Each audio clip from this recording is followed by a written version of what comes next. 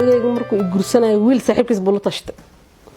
Wuxuu yiri gabadhan ka waran oo dhan gurso laba la tashtay laba mid wuxuu yiri oraa gabadhan aad gursad birada uur qaada say ku soconay. Birada uur qaada say ku soconay buu yiri.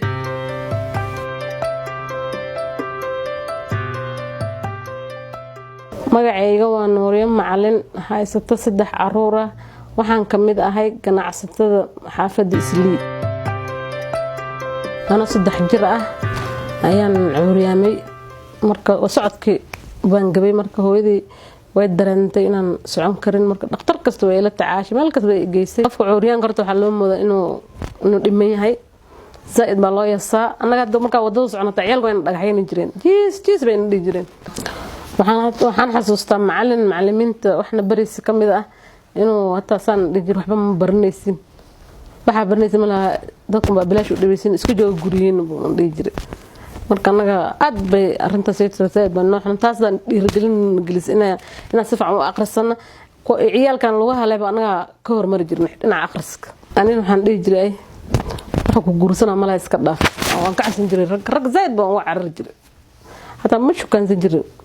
zaid baan uga carar jiray marka niyadeyda marka dambe waxay soo gashay inaan guursado maadaama gabdhiin aan isla ciyaareen aan la sheekaysanay saaxiibadii ay qof guriga geysteen marka dambe waxaan dhahay nasiibka kii ku shukaansan safartan hadidin iska ogolaaw waalidka la tasho waxay ku dhahaan bal sameey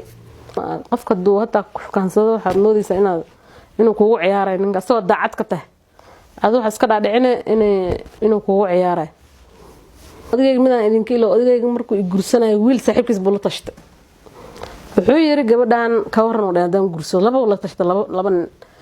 mid wuxuu yiri oraa gabadhan aad gursad birada uur qaada say ku soconay. Birada uur qaada say ku soconay buu yiri. Marka waxaan dhahay taas ilaaha aqaanay